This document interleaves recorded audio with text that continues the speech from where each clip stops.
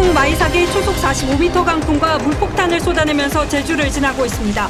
밤새 부산 근처로 상륙해 남해안을 강타할 것으로 예상돼 피해가 우려됩니다. 추미애 장관 아들 서모 씨 휴가 미복귀 의혹과 관련해 서 씨 부대 참모 증언이 담긴 녹취가 공개됐습니다. 해당 참모는 추 장관 보좌관이 전화했냐는 질문에 예라고 답했는데 이에 서 씨 측은 당직병 증언이 허위라는 입장문을 내놨지만 보좌관 전화에 대해서는 언급하지 않았습니다. 하루 사이 위중 환자가 20명이 증가해 총 124명으로 국내 코로나 발생 이후 가장 많은 수치를 기록했습니다. 카카오게임즈가 주식 상장을 위해 일반 투자자 공모주 청약을 받아 경쟁률 1,500대 1을 돌파하면서 증거금이 58조 원 몰렸습니다. 정부가 부동산 관련 불법 행위 등을 적발하는 전문 감시기구를 확대 출범하기로 했습니다. 문재인 대통령이 의사가 떠난 코로나 현장을 지키고 있는 간호사에 감사드린다고 하자 야당은 의사와 간호사 편가르기냐고 비판했습니다. 스가 관방장관이 일본 차기 총리로 굳어지고 있습니다. 스가가 아베 계승자인 만큼 또다시 아베 내각의 정책에 이어질 것으로 보입니다.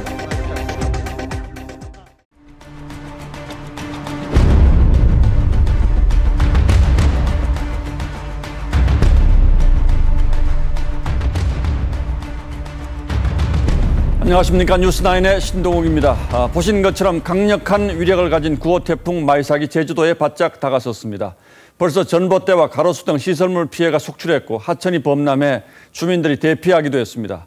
마이삭은 오늘 밤 자정을 전후해서 부산 앞바다를 거쳐 동해안을 따라 쭉 북상할 것으로 보여서 오늘 밤 큰 피해가 예상되고 있습니다. 그럼 지금부터 제주, 거제, 부산, 포항에 나가 있는 취재기자를 차례로 연결하도록 하겠습니다. 먼저 제주의 신유만 기자.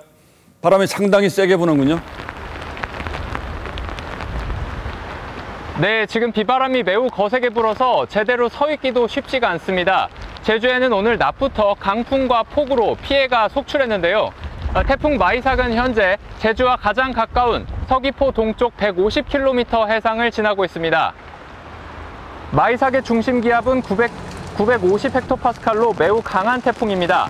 태풍 반경이 360km에 달하고 순간 최대 풍속은 자동차가 넘어질 정도인 초속 45m에 이릅니다. 제주도에서 태풍 마이삭의 위력은 오늘 낮부터 느껴졌습니다. 가로수가 무너져 자동차를 덮치는가 하면 신호등이 꺾이고 간판이 떨어져 나갔습니다. 지금까지 당국에 접수된 피해만 50건이 넘습니다. 태풍 마이삭은 폭우도 동반했습니다. 오늘 한라산 윗세오름에는 당초 기상청 예상 강수량보다 많은 550mm 이상의 물폭탄이 쏟아지고 있습니다. 저녁 6시쯤에는 제주시 월대천에서 범람 위기를 맞아 주민 대피령이 내려졌습니다. 하천물이 불어나고 도로가 물에 잠겨 곳곳에서 차량 운행에 차질이 빚어졌습니다. 강풍에 높이 12m에 이르는 파도가 들이쳐 제주 천진항에는 포구와 해안도로가 침수됐습니다. 서귀포시와 제주시 등에서는 2239가구가 정전 피해를 겪었습니다. 제주는 오늘 대부분의 항공편과 배편이 끊겼습니다. 제주는 내일 새벽까지도 비바람이 거셀 것으로 보여 밤사이 추가 피해에 각별히 주의해야겠습니다. 제주 서귀포항에서 TV조선 신유만입니다. 벌써 제주도의 상황은 심각한 것 같습니다. 그럼 태풍 마이삭이 육지에 상륙하는 지점으로 예상되는 거제도 상황을 알아보도록 하겠습니다. 마이삭은 내일 새벽 1시쯤 거제도 인근을 통과할 것으로 보이는데 거제 장목항에도 취재기자가 나가 있습니다. 자, 권영석 기자, 거제도 상황은 어떻습니까? 네, 태풍은 지금 제주 인근을 지나고 있지만 이곳 거제도도 시간이 갈수록 비바람이 거세지고 있습니다. 지금 비는 별로 내리고 있지 않은데요. 바람 같은 경우는 강하게 불 때는 제 몸이 휘청거릴 정도로 강하게 불고 있습니다. 제 뒤로 보시면 작은 어선뿐 아니라 비교적 크기가 큰 선박들까지 태풍을 피해서 항구에 정박해 있고 파도도 점차 거세지고 있습니다. 태풍이 경남 해안가에 상륙하는 시기는 바닷물이 들어차는 만조 시기와 겹치면서 해안가 주민들의 긴장이 고조되고 있습니다. 게다가 1년 중 바닷물 수위가 가장 높은 백중사리 기간이라 해안가에 폭풍 해일이 발생할 가능성도 있습니다. 거제도를 비롯한 남해안 일대는 태풍 마이삭 상륙이 예상되는 새벽 1시가 최대 고비가 될 것으로 보입니다. 해안가 주민들은 문 앞에 모래주머니를 쌓아두거나 차수판을 대는 등 오늘 하루 종일 태풍 대비해 분주한 모습을 보였습니다. 경상남도는 오늘 오전 10시 40분부터 저지대 주민과 차량에 대해 대피 명령을 내렸습니다. 또 경남교육청은 태풍 피해를 최소화하기 위해 도내 모든 학교에 내일 등교 시간을 오전 10시 이후로 조정할 것을 권고했습니다. 거제와 부산을 잇는 거가대교도 태풍과 비바람으로 오후 7시 반부터 양방향 통제됐습니다. 거제 장목항에서 TV조선 권영석입니다. 이번에는 부산입니다. 부산은 가장 위험한 태풍의 오른쪽 반원에 위치하고 있어서 큰 피해가 우려되는 곳이죠. 특히 초고층 건물이 밀집한 해운대 일대 주민들이 크게 긴장하고 있습니다. 자, 부산의 하동원 기자. 자, 부산도 태풍의 위력이 느껴지죠? 네, 이곳 부산 마린시티는 시간이 지날수록 비바람이 조금씩 강해지고 있습니다. 태풍 마이삭은 경남 거제를 거쳐 내일 새벽 2시쯤 부산에 가장 가까워질 전망입니다. 태풍 소식에 초고층 건물이 밀집한 부산 해운대는 초긴장 상태입니다. 지난 2016년 태풍 차바 당시 바닷물이 넘쳐 마린시티 상가 등이 침수되기도 했습니다. 당시 차바 영향으로 부산에만 700억이 넘는 피해가 발생했습니다. 마린시티 주민들은 이번 태풍 불상 소식에 일찌감치 모래주머니를 아파트와 상가 주변에 쌓아두면서 침수 피해에 대비하는 모습입니다. 부산 최고층 건물인 101층짜리 해운대 LCT도 잔뜩 긴장하고 있습니다. 태풍 마이삭은 최대 초속 50m 강풍이 예상되는데 LCT는 지난 2018년 태풍 콩레이 때 창문 천여장이 깨지는 등 강풍이 불 때마다 피해가 잇따르고 있습니다. 경찰은 비상대기 체제를 돌입하고 기습폭우에 대비해 지하차도와 같은 상습 침수 지역에 대한 사전 점검과 순찰 활동을 강화하고 있습니다. 부산 해운대에서 TV조선 하동훈입니다. 태풍 마이삭은 부산을 거쳐 내일 오전에 동해안으로 빠져나갈 것으로 보입니다. 그 길목에 있는 포항 역시 벌써 긴장감이 커지고 있는데 현장을 연결하겠습니다. 최민식 기자, 포항에는 태풍이 언제쯤 도달할 것으로 예상됩니까? 네, 경북 태풍 마이삭은 경북 동해안 지역에 내일 새벽 3시쯤 도착할 것으로 전망됩니다. 이곳 포항은 오늘 오후까지만 하더라도 비가 내리지 않으면서 태풍이 다가오고 있다는 걸 느끼기 어려웠었는데요. 조금 전 10분 전부터는 바람이 급격히 거세지면서 주위에서 산책을 즐기던 시민들도 모두 대피를 하는 등 태풍이 가까이 다가오고 있다는 걸 완연히 느낄 수 있습니다. 제9호 태풍 마이삭은 2003년 매미처럼 영남 지역을 관통할 전망입니다. 초속 60m의 강풍을 몰고 왔던 태풍 매미는 당시 영남 내륙 지역에 막대한 피해를 입힌 만큼 태풍 경로에 있는 지역의 긴장감이 높아지고 있습니다.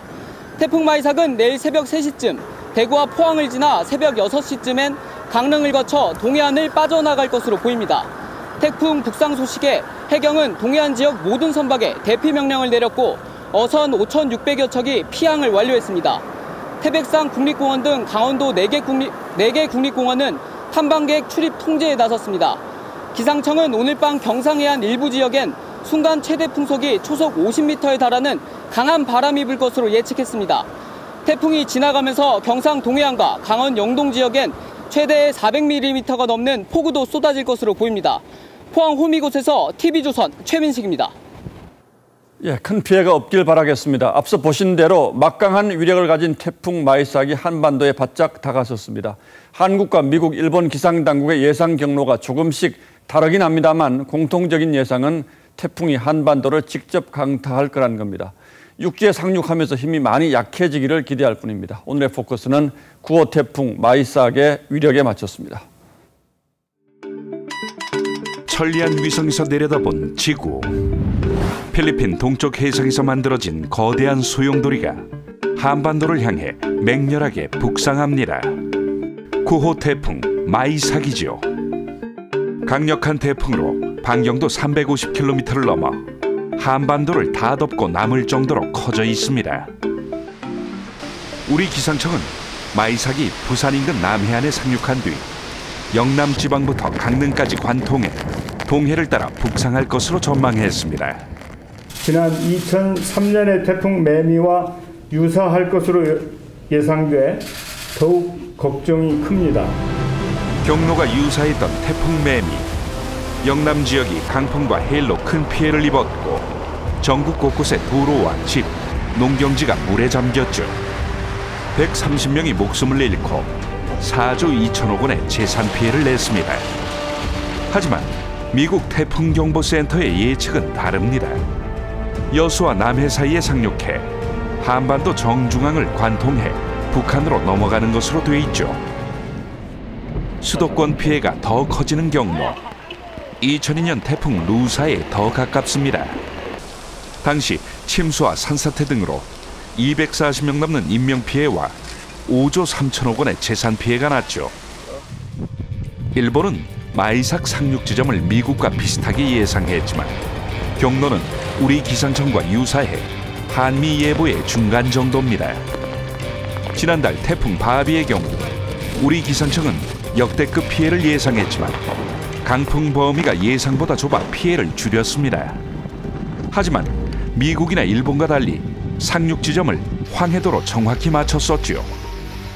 이번 마이삭도 현재까지의 경로는 예보와 일치했다고 분석하고 있습니다. 기상청의 태풍 예상 진로와 거의 일치하는 경로를 보이고 있으며 이후에 태풍은 조금 더 북진하여 현재는 조금씩 북북 동진하는 성향을 3국의 예상 경로는 조금씩 다르긴 하지만 한반도를 직격하는 건 같습니다. 현재 한미일 기상 예보에서는 공통적으로 한반도에 직접적으로 상륙해서 영향을 미칠 것이라고. 강풍뿐 아니라 많은 양의 비구름을 동반한 태풍 마이삭. 최악의 경우를 가정하고 대비해야만 피해를 줄일 수 있습니다. 뉴스라인 포커스였습니다. 그런데 이게 끝이 아닙니다. 10호 태풍 하이선이 마이삭을 바짝 뒤따라 올라오고 있습니다. 빠르면 이번 일요일쯤 부산 경남 지역에 근접할 것으로 예상되는데 올해는 왜 이렇게 한꺼번에 태풍이 많이 몰려오는지, 그리고 앞으로 몇 개나 더 남아있는지 최원영 기자가 알려드리겠습니다. 제10호 태풍 하이선은 어젯밤 괌 북쪽 약 780km 부근 해상에서 발생했습니다. 6일 일본 가고시마를 지나 7일 부산 경남 인근에 상륙해 우리나라 동쪽 육상을 지나갈 전망입니다. 일요일인 6일부터 부산 경남 지역은 또다시 태풍의 영향권에 들 것으로 보입니다. 다만 경로는 아직 유동적입니다. 서쪽으로 치우쳐 우리나라를 관통할 가능성도 있습니다. 일본 큐슈 지방을 경유할 경우 최대 풍속 초속 32m, 강풍 반경 400km의 위력은 다소 약해질 수 있습니다.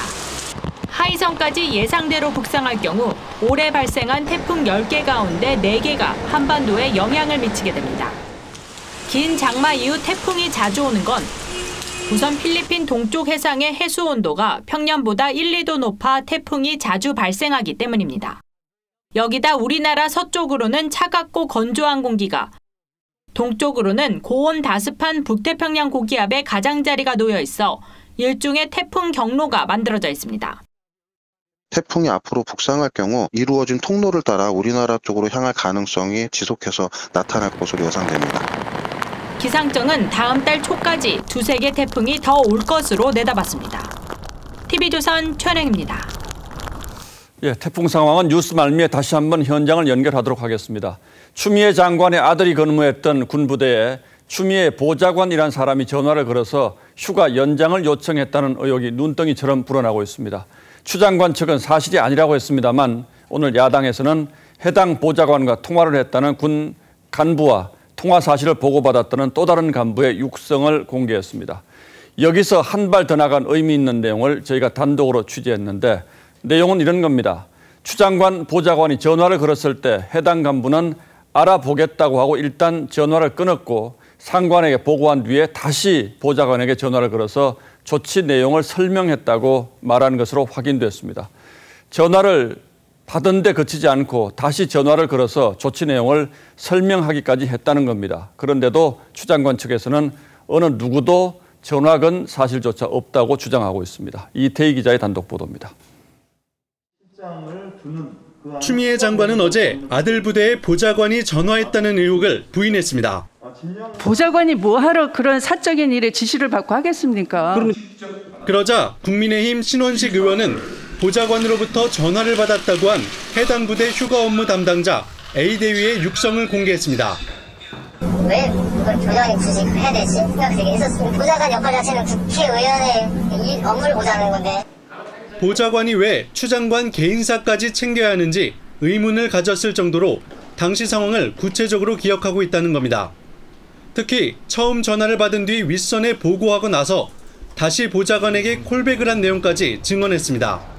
통화 끊고 나서 확인해보고 연락드리겠다 해서 그 지역주장한테 보고를 하고 나서 다시 전화를 줘서 안 된다고 얘기해줬습니다. 휴가 승인권자였던 또 다른 간부 비중령도 관련 보고를 받았다고 했습니다. 병가를 현장에서 그냥 그런 전화를 받은 것 같아가지고 다 던져져 있다는 신 의원은 21개월 군복무 중 58일이나 휴가를 다녀온 건 황제 복무라고 주장했습니다. 군 생활을 40년 한 저로서는 금시초문의 엽기적인 황제 휴가 농단이자 탈영 의혹 사건입니다. 국민의힘은 전체 녹취록 78분 중 3분 분량만 공개했는데 추 장관 측의 반응을 보고 추가 공개 여부를 결정할 방침입니다. TV조선 이태희입니다. 당시 해당 부대 간부들은 이렇게 일관되게 전화받은 사실을 확인하고 있습니다. 하지만 추 장관 측의 주장대로라면 당시 해당 부대의 장교들이 한꺼번에 입을 맞춰서 거짓말을 하고 있다는 것 외에는 달리 해석할 길이 없습니다. 당시 의원실에 근무했던 보좌관에게도 일일이 저희가 확인을 해봤는데 자신은 아니라고 한결같이 부인했습니다. 이런 경우는 결국 수사를 통해 확인할 수밖에 없을 텐데 추 장관이 인사권을 가진 지금의 검사들에게 수사를 맡기는 게 타당한 것인지 논란이 많습니다. 양측의 진실 공방 다시 한번 정리하겠습니다. 차정성 기자입니다. 추미애 장관 아들이 복무했던 부대의 지원 장교 A 대위가 보좌관이란 사람으로부터 전화를 받았던 시점은 2017년 6월입니다. 추 장관이 민주당 대표가 된 지 1년여 뒤 문재인 대통령이 선출돼 추 장관이 여당 대표가 된 후로는 한 달 뒤입니다. 당시 의원실과 당 대표실에서 근무했던 보좌관은 6명 안팎입니다. A 보좌관은 TV조선과의 통화에서 보좌관을 시켜서 전화하는 건 추 장관 스타일이 아니라고 했고 당 대표실에 있었던 B 보좌관은 그 사안 자체를 모른다고 했습니다. 그해 1월 추 대표의 군부대 방문에 동행했던 C 비서관은 본인은 아니라고 했습니다. 전문가들은 실제 보좌관이 전화를 했다면 직권남용으로 볼 소지가 있다고 했습니다. 보좌관의 일반적 직무 권한에 속하는 사항이 아니라고 보일 수도 있기 때문에 다툼의 여지가 있다. 추 장관도 직권남용 소지가 있다는 걸 인정했습니다. 전화하라고 시킨 것 그 자체가 직권남용죄가 될 수 있다고 생각합니다. 일반적으로라면 맞겠죠. 그러나 그런 사실은 알겠습니다. 없습니다. 이번 사건은 서울 동부지검에서 수사 중이지만 야당은 관련자 5명을 오늘 대검에 고발했습니다. 민주당 박용진 의원은 간단한 수사라며 검찰이 수사 결과를 발표하면 끝날 일이라고 말했습니다. TV조선 차정승입니다.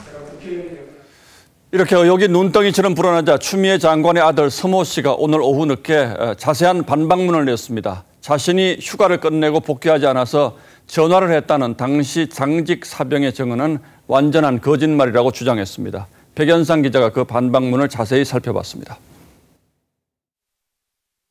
추미애 장관의 아들 서모 씨는 2017년 6월 5일부터 23일까지 병가를 내고 수술을 받았다고 주장했습니다. 2차례 연속으로 낸 병가는 모두 적법했다고 강조했습니다.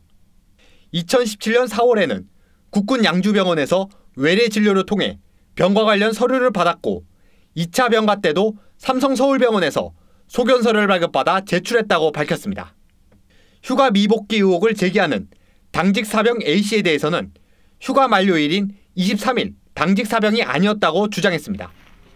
또 A씨는 2017년 6월 25일 서 씨와 통화했다고 했는데 당시는 이미 휴가 처리돼 휴가 중이었기 때문에 통화할 일도 없었고 통화한 사실도 없다고 밝혔습니다. 병가에 관련 기록이 누락되었다는 의혹에 대해서도 입장을 냈습니다. 군 관계자가 병가를 위한 서 씨 면담 관련 기록이 연대 통합행정 시스템에 입력되어 있다고 진술했다며 검찰 수사에서 명확히 밝혀져야 한다고 했습니다. 또 검찰이 지난 8월 6일 삼성서울병원에서 의사 소견서와 진단서를 발부받아간 것을 확인했다며 근거 없는 의혹 제기로 인한 피해자가 나오지 않도록 신속히 수사해달라고 요구했습니다. 서 씨 측은 그러나 당시 부대 간부가 보좌관으로부터 전화를 받았다고 주장한 것에 대해서는 언급하지 않았습니다. TV조선 백현상입니다. 문재인 대통령이 의료계 파업과 관련해서 간호사들을 격려한 글을 SNS에 올렸다가 엄청난 비난에 직면했습니다. 비판의 핵심은 의료계의 편을 갈라서 서로 싸움을 붙이느냐는 것이었는데 어떤 내용의 글이었길래 이런 일이 벌어졌는지 김보건 기자가 보도하겠습니다.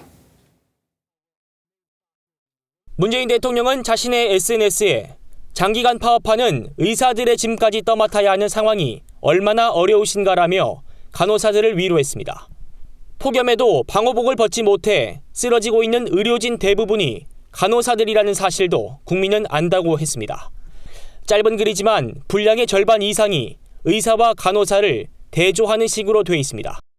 그간 문 대통령의 SNS엔 평균 2,000개 정도의 댓글이 달렸지만 이번엔 4시간 만에 10,000개가 넘는 글이 올라왔습니다. 대통령이 국민을 편가르게 해도 되느냐, 국민을 쪼개서 싸우게 만드는 대통령 등 비판 글이 상당합니다. 젊은 간호사회는 의료 인력이 절실히 필요하다면 현재 있는 의료 인력부터 확실히 지켜달라며 정부의 의료 정책을 에둘러 비판했습니다. 문 대통령은 간호사들에게 가수 아이유가 아이스 조끼를 기부했다고도 했는데 아이유의 팬들은 의사들에게도 방호복을 기부한 걸 거론하며 순수한 마음으로 기부한 사람을 의사를 비난하는 데 이용했다며 실망스럽다고 비판했습니다. 청와대는 당혹스러운 분위기입니다. 청와대 관계자는 덕담의 메시지가 오해를 사 아쉽다고 했습니다. 야당은 강하게 비판했습니다.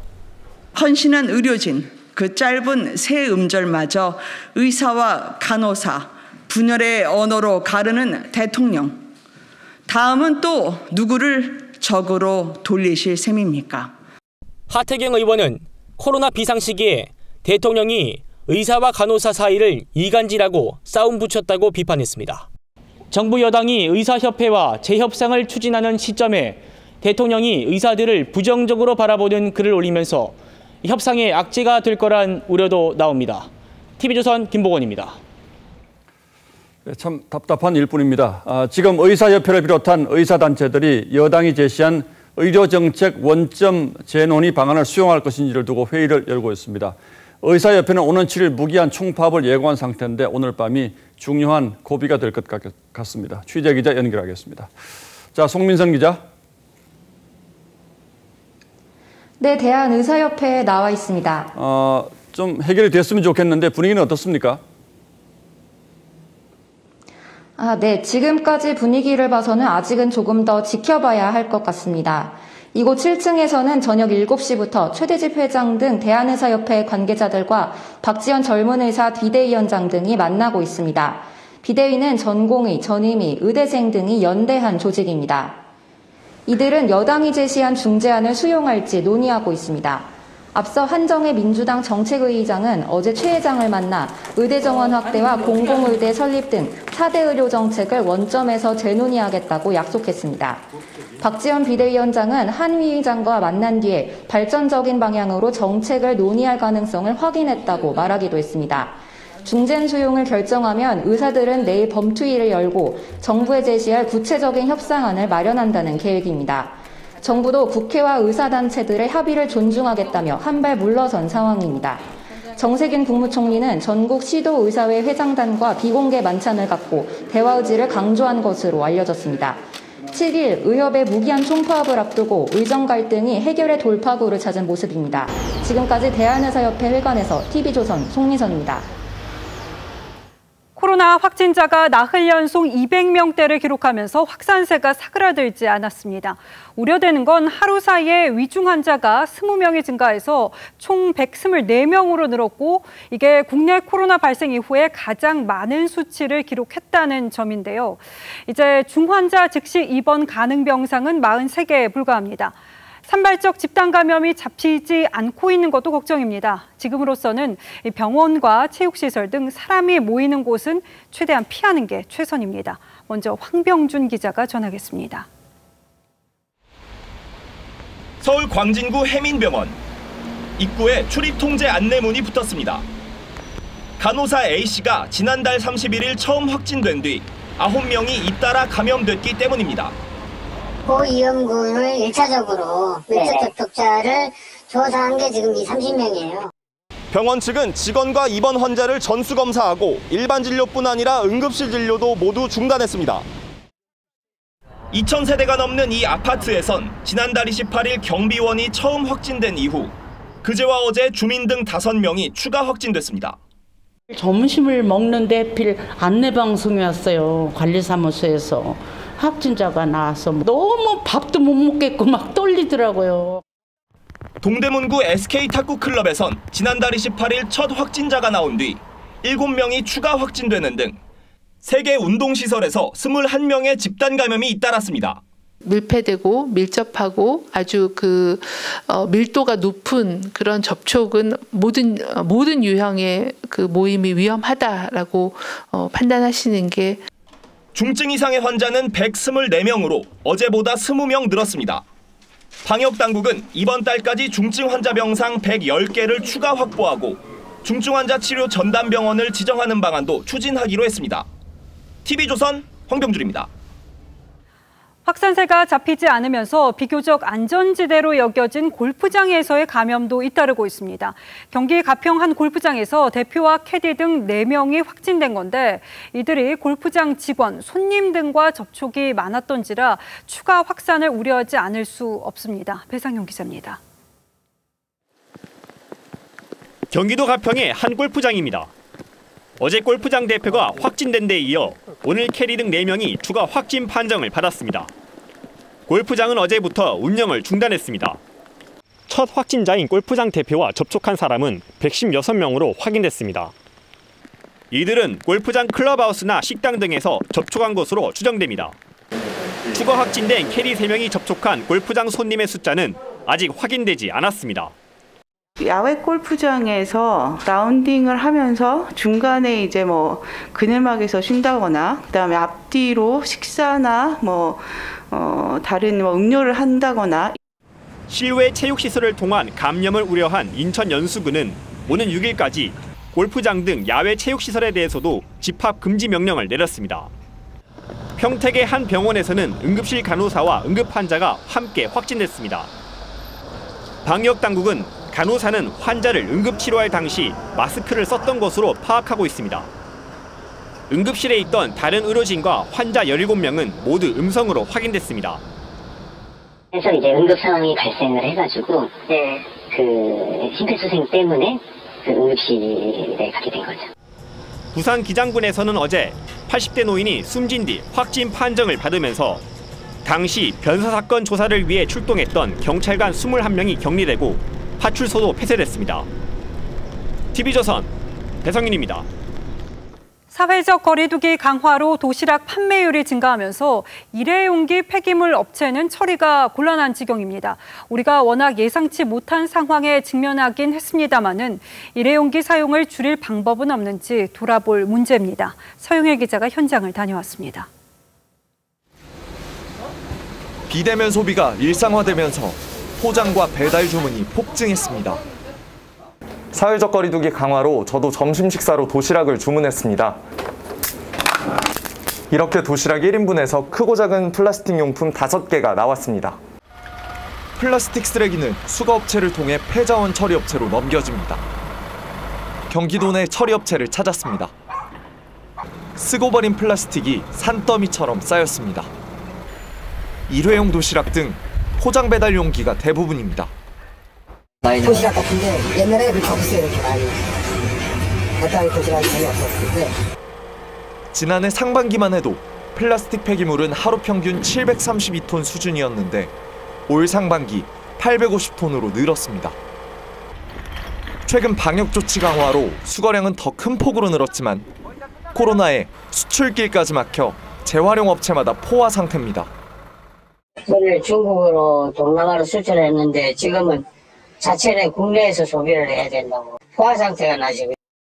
정부는 당초 2022년까지 일회용품 사용량 35% 감축을 목표로 했지만 코로나19 장기화로 이마저도 불투명하게 됐습니다. TV조선 서영일입니다.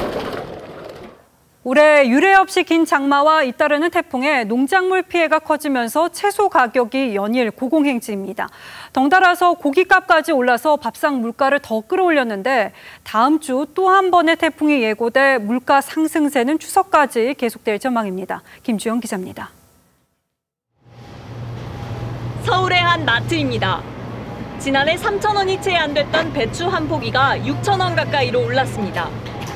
장을 보러 나온 시민들은 선뜻 물건을 집어들지 못합니다.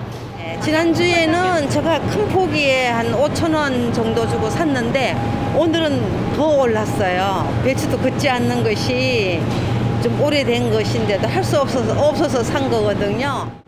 저희는 주로 나물 종류를 많이 먹거든요. 근데 야채나 나물 이런 채소 종류가 너무 많이 올라서 54일에 걸친 역대 최장기간 장마에 태풍까지 겹치며 올해 8월 채소류 가격은 지난해 대비 28.5% 급등했습니다.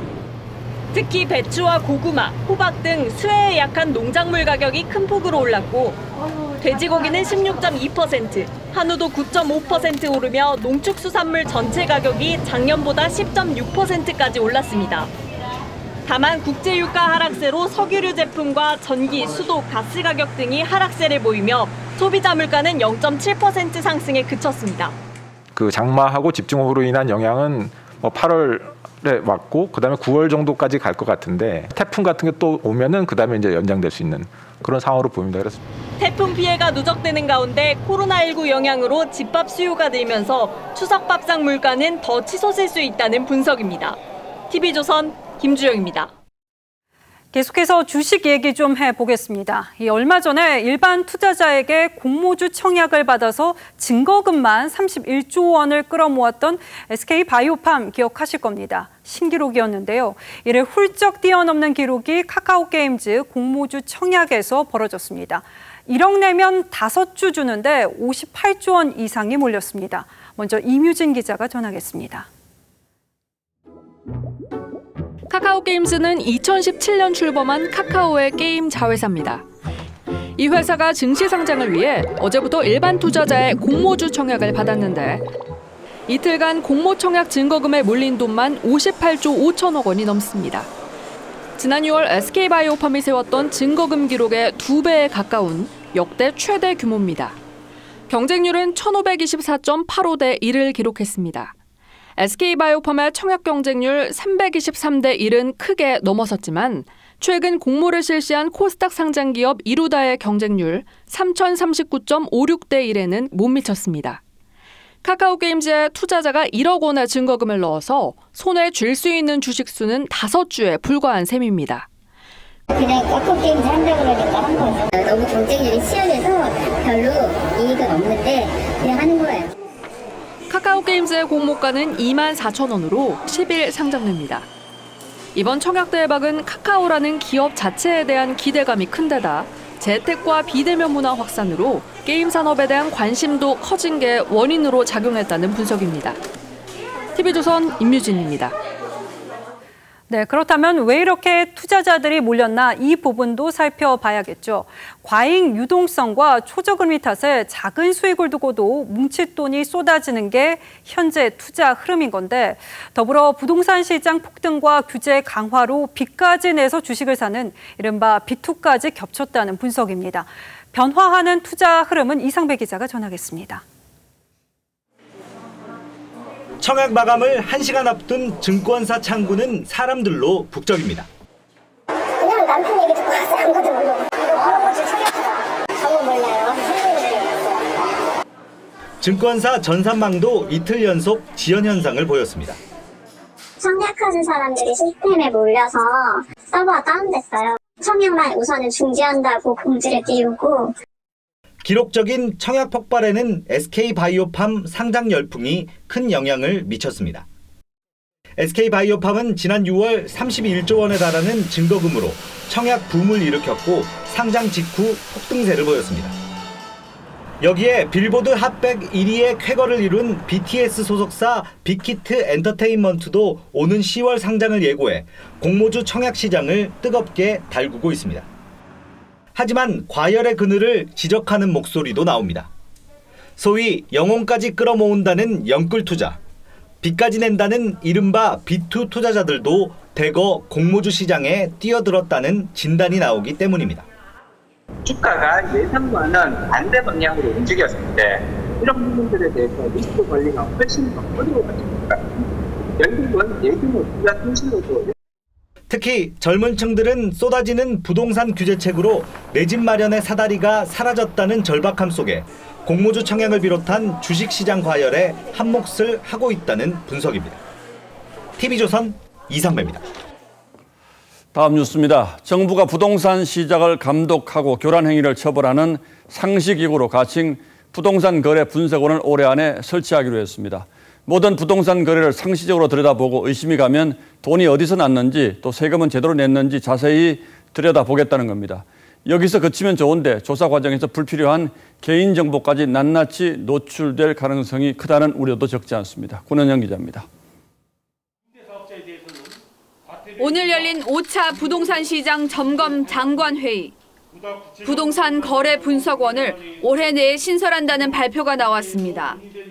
현재 13명 수준으로 운용되던 부동산 시장 불법 행위 대응반을 확대해 상설화하는 겁니다. 국토부, 금감원, 국세청, 경찰청, 검찰청 등 전문 인력이 파견되게 될 것입니다. 부동산 시장 이상 거래와 불법 행위 대응을 총괄하는데 정부 바깥의 독립기구가 아닌 국토교통부 내 조직으로 설치합니다. 금융위원회의 금융정보분석원, 즉 FIU, 그리고 자본시장 조사단 사례를 적극적으로 참조하였습니다. 이상 거래가 포착되면 정부는 개인 금융 및 과세 정보도 뜯어볼 수 있습니다.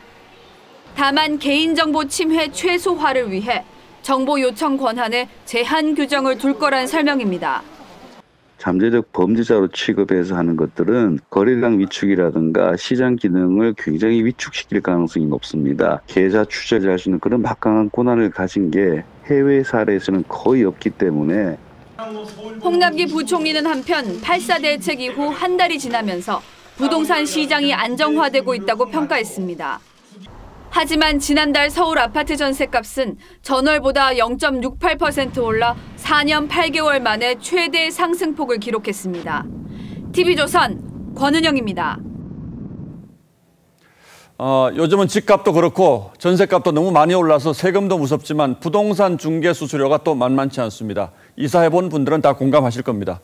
그래서 오늘은 현행 부동산 수수료가 적정한 것인지 따져보도록 하죠. 김현미 장관의 관련 발언 먼저 들어보시겠습니다. 중개 수수료에 대해서 문제를 제기하시는 분들이 많이 있습니다. 그래서 저희들도 고민을 좀 같이 해보도록. 자, 윤슬기 기자. 네. 부동산 중개 수수료에 어떤 문제가 있다는 겁니까? 네, 현재 서울에서 이 9억 원 이상 집을 거래할 때 최고 중개 수수료율은 0.9%인데요. 만약 9억 원짜리 집을 매매를 할 경우 최고 810만 원을 부동산에 내야 합니다. 자, 그런데 서울시의 9억 원 이상 아파트는 2017년 8월 전체 아파트의 18%인 25만 2천여 개였는데 3년이 지난 올해 5월에는 50만여 개로 전체의 40%까지 늘어났습니다. 자, 다시 말해 서울시만 놓고 봐도 아파트 보유자 2명 중 1명이 가장 높은 중개 수수료의 대상자가 된 거죠. 자, 그러니까 부동산 중개 수수료가 다 같은 비율이 아니고 집값에 따라서 달라지는 거군요. 네, 그렇습니다. 서울시 중개 수수료표를 보시면요. 이 매매와 임대 수수료 모두 집값이 비쌀수록 대체로 올라갑니다. 자, 게다가 최고 수수료는 이 직전 단계보다 2배 가까이 뛰는 구조죠.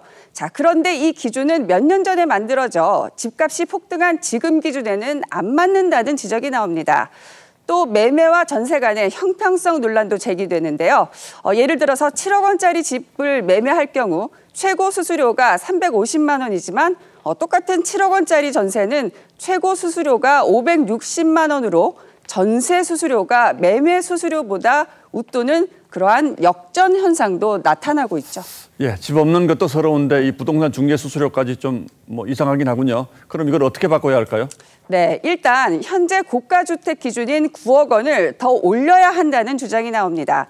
또 집값을 구간별로 세분화해서 수수료를 차등 적용을 한다든지 또 수수료를 상한이 아닌 한선을 적용하자는 그러한 주장도 있습니다.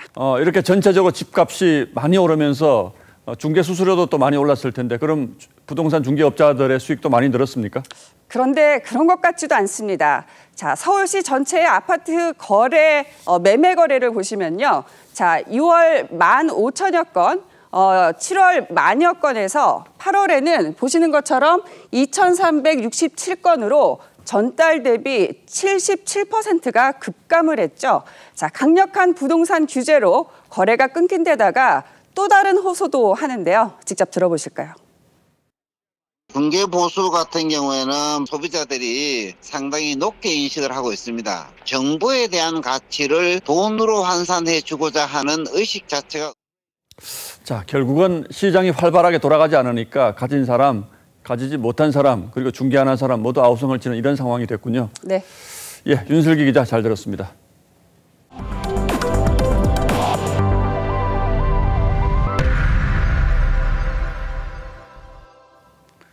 이형구 대법관 후보자는 지명 때부터 이념 편향성 때문에 논란이 많았는데 오늘 국회에서 열린 인사청문회에서 또 다른 문제가 드러났습니다. 과태료를 내지 않아서 차를 3차례나 압류당했고 위장전입, 다운 계약서 작성 등 여러 가지 도덕적 문제가 불거졌습니다. 윤수영 기자입니다. 이형구 대법관 후보자는 국회에 제출한 서면 답변에서 세금을 체납한 적이 없다고 했습니다. 하지만 실제로는 자동차관리법 위반과 지방세 체납 등으로 3차례 차량을 압류당했던 것으로 드러나 위증 지적이 나왔습니다.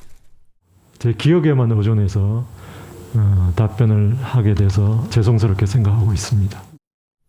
특히 이 후보자는 지난 2006년 자신처럼 자동차관리법을 위반한 피고인들에게 각각 징역형과 벌금형을 선고한 적이 있습니다. 사법부에 대한 불신을 갖게 되진 않을지 좀 우려스럽고요. 많은 국민분들이 내로남불이다 이런 비판이 있습니다. 이 후보자는 또 위장 전입과 주택 매매 과정에서 다운 계약서를 작성했다는 의혹도 인정했습니다.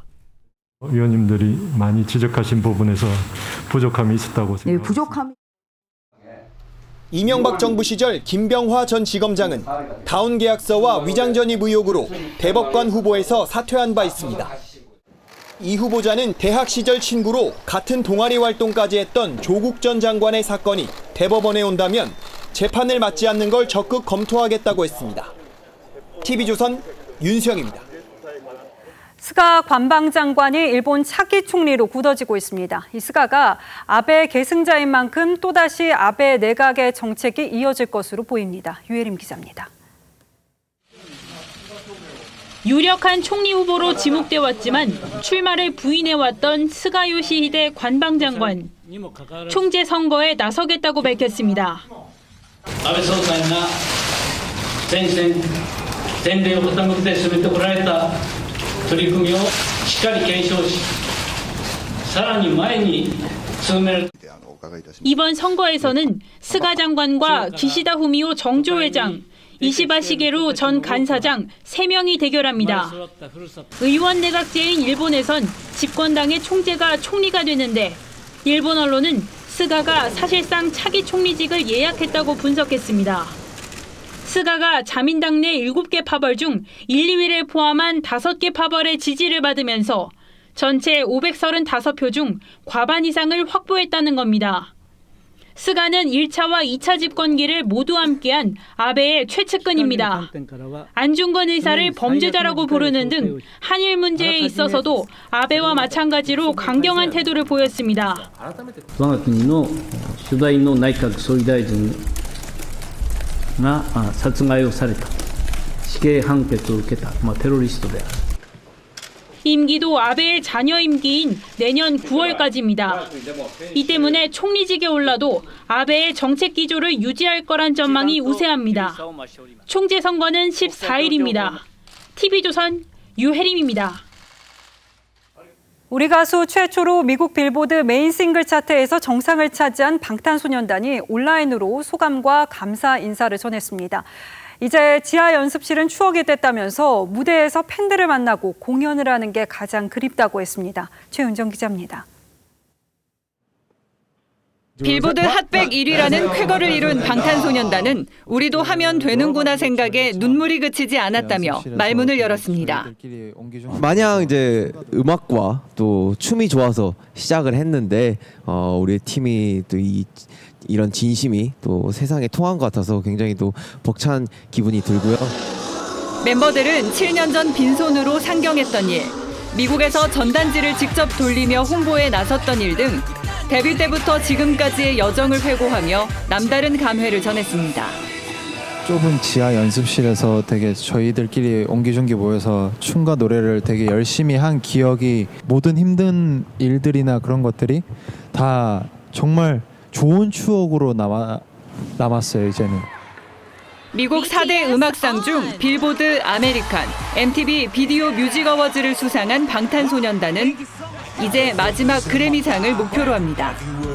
이번에는 이제 방탄소년단만의 이제 단독 무대를 그래미에서 해보고 싶다는 생각이 들더라고요. 그래서 포브스 등 외신들도 신곡 다이너마이트의 빌보드 싱글 1위 기록에 올해 하반기 예정된 새 앨범이 나오면 그래미상 주요 후보에 오르는 건 충분하다는 분석입니다.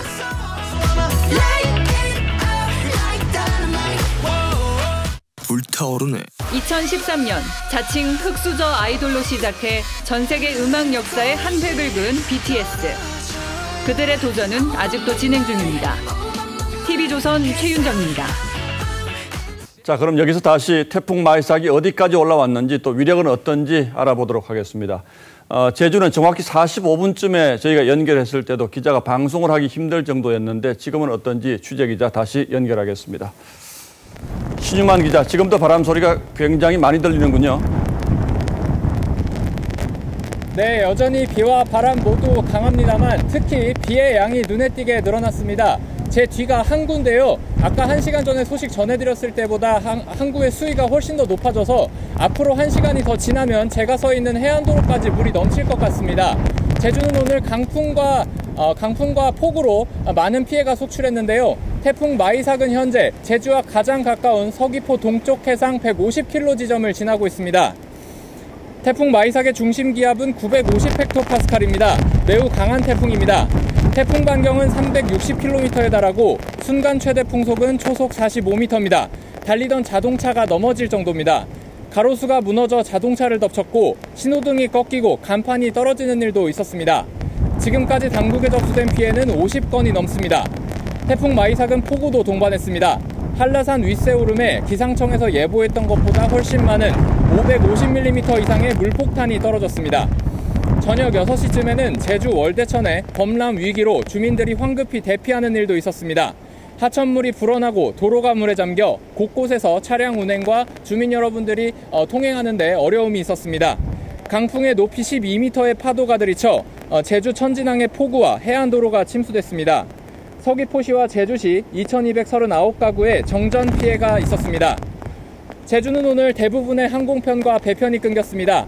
제주는 내일 새벽까지 비바람이 거셀 것으로 보여 밤사이 추가 피해에 각별히 주의하셔야겠습니다. 제주 서귀포항에서 TV조선 신유만입니다. 예, 신유만 기자 수고했습니다. 안전에 유의해서 계속 취재를 해주시기 바랍니다.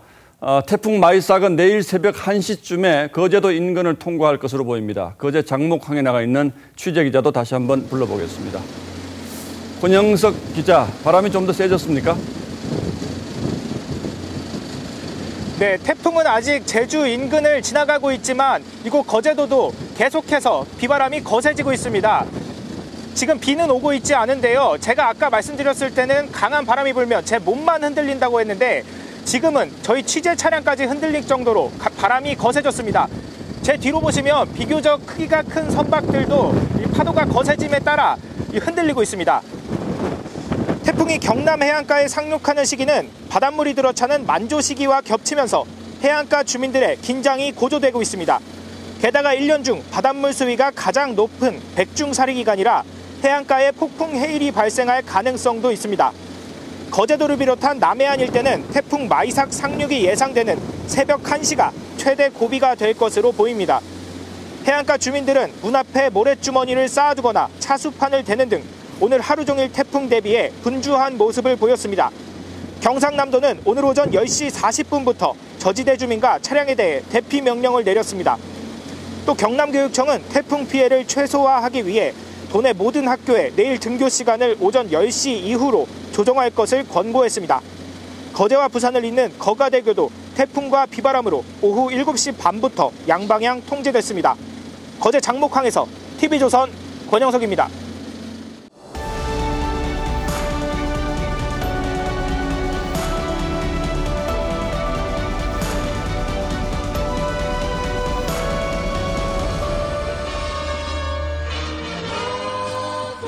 (50년도) 더 된 애니메이션이면서 팝아트처럼 화려한 노란 잠수함 비틀스 4명이 펼치는 이야기 뒤로 내내 비틀스의 명곡이 흐릅니다. 그중 한 곡 All You Need Is Love는 빌보드 싱글 1위에 올랐던 곡이기도 하죠. 비틀스는 1963년 I Wanna Hold Your Hand로 처음 빌보드 싱글 1위를 차지했습니다. 미국 언론이 영국의 침공이라고 표현했던 비틀스의 미국 상륙이 바로 이 노래에서 시작되었습니다. 그리고 She Loves You가 연달아 1위를 했죠. 비틀스의 빌보드 대기록은 그렇게 출발했습니다. 1970년 해체될 때까지 해마다 한 곡 이상 모두 20곡을 빌보드 1위에 올렸습니다.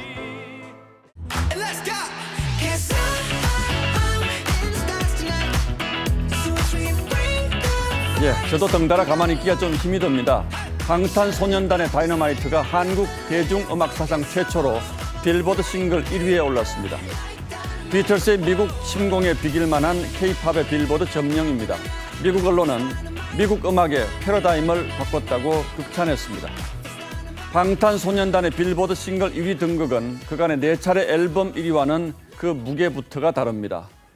비영어권 가수에겐 근 60년 전 딱 한 번 1위 자리를 내줬던 바로 그 핫백이기 때문이죠.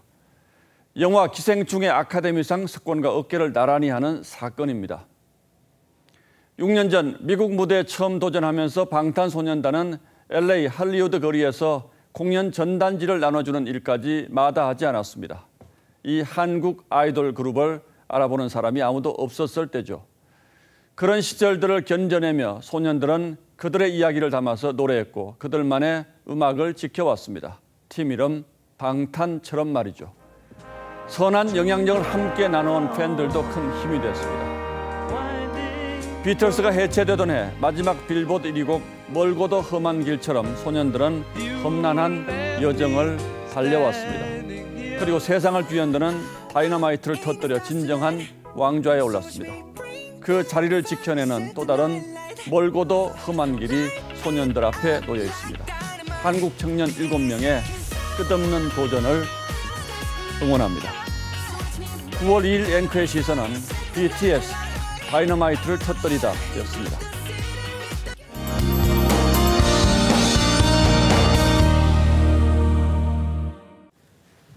구호 태풍 마이삭이 한반도로 바짝 다가왔습니다. 현재 강한 강도를 유지한 채 서귀포 동쪽 해상까지 올라왔는데요. 내일 새벽이면 부산, 경남 지역에 상륙하겠고요. 아침 중으로 동해상으로 빠져나가겠습니다. 이처럼 동해안 지역을 그대로 관통하기 때문에 남동쪽 지역을 중심으로 아주 강한 비바람이 예상되고 있습니다. 지난 태풍 때보다 피해가 더 클 것으로 보고 있는데요. 내일까지 동해안과 남부 지역에 300에서 400mm가 넘는 비가 쏟아지겠고요. 서울에서도 최고 200mm까지 오겠습니다. 바람은 초속 30에서 50m까지 불겠습니다. 제주도에서는 신호등이 부러지는 사고도 있었는데요. 내일까지는 전국적으로 외출을 자제하시는 게 좋겠습니다. 이 와중에 제10호 태풍 하이선까지 발생했습니다. 다음 주 월요일에 한반도에 상륙할 가능성이 있어서 이 또한 대비하셔야겠습니다. 날씨였습니다. 특히 영남 동해안 지역에 사시는 주민분들은 오늘 밤 태풍 피해 없도록 각별히 유의하셔야 할 것 같습니다. 뉴스9는 여기서 모두 마치겠습니다. 시청해주신 여러분 고맙습니다.